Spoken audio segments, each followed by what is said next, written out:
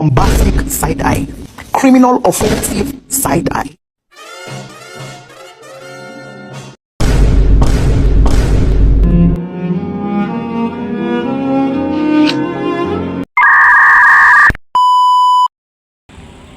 Halo semuanya. Baiklah, di sini kami akan menjelaskan beberapa asas yang harus dipatuhi dalam membuat perjanjian internasional. Selamat menyaksikan. Yang pertama, pasca sum serpada, yaitu asas yang menyatakan bahwa setiap perjanjian yang telah dibuat harus ditaati oleh pihak-pihak yang mengadakannya. Yang kedua, egalitarians, yaitu yang menyatakan bahwa pihak yang saling mengadakan hubungan atau perjanjian internasional mempunyai kedudukan yang sama. Yang ketiga, resiprositas, yaitu asas yang menyatakan bahwa tindakan suatu negara terhadap negara lain dapat dibalas setimpal, baik tindakan yang bersifat negatif maupun positif. Selanjutnya akan dijelaskan oleh teman saya, Yoakim Sinaga. Nah, di sini saya akan menjelaskan beberapa penjelasan yang dilakukan oleh teman saya mengenai asas-asas yang harus dipatuhi dalam menerapkan sebuah peraturan atau perjanjian internasional. Yang keempat, bona fides. Bona fides dalam bahasa Latin yang berarti adalah etikat baik atau tingkah baik ataupun perilaku baik. Secara umum dalam kewarganegaraan, bona fides adalah sebuah asas yang harus ditekankan untuk beretikat baik agar untuk saling menguntungkan kedua belah pihak yang melakukan perjanjian tersebut. Nah, bona fides sendiri itu dalam konteks ilmiah itu dikaitkan sebagai simbiosis mutualisme.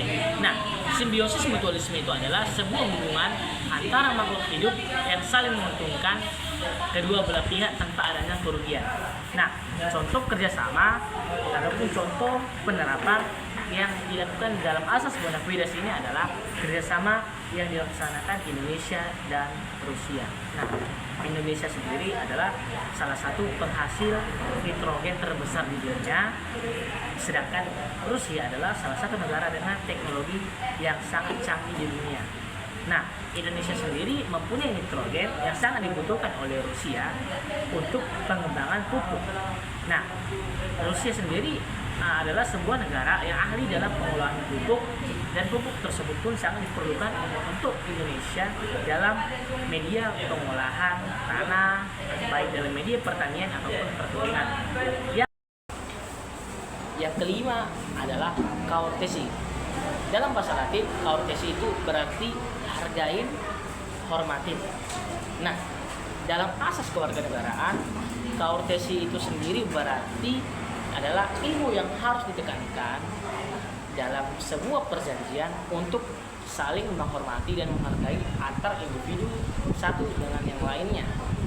Tanpa adanya courtesy ini atau asas menghargai antar sesama, maka sebuah perjanjian itu tidak akan berjalan dengan baik, karena dalam perjanjian itu harus memerlukan etika yang baik, tindakan yang baik kepada sesama yang melakukan perjanjian. Nah, contoh konkret yang bisa kita lihat dalam asas ini adalah adanya apresiasi antar individu kepada individu lain dalam sebuah kerjasama.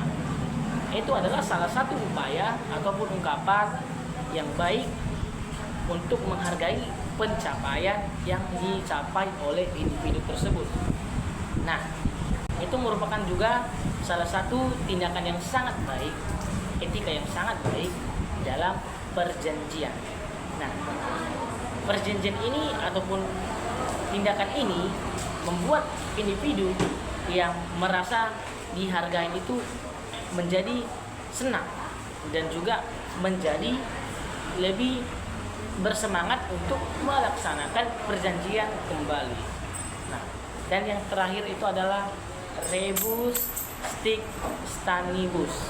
Nah, rebus sic stantibus ini adalah sebuah asas yang harus ditekankan dalam perjanjian yang signifikan, tapi perjanjian tersebut juga dapat berubah dalam keadaan tertentu.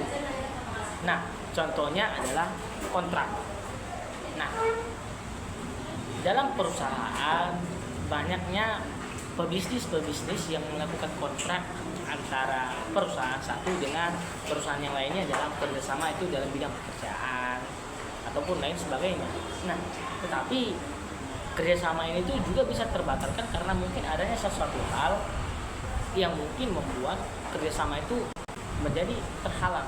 Contohnya mungkin karena faktor dari internal, contohnya karena mungkin ketidaksanggupan oleh pebisnis untuk melakukan kerjasama dengan perusahaan tersebut. Mungkin juga dalam faktor eksternal, adanya modal yang diberikan oleh sebuah perusahaan yang tidak mencukupi kepada pebisnis.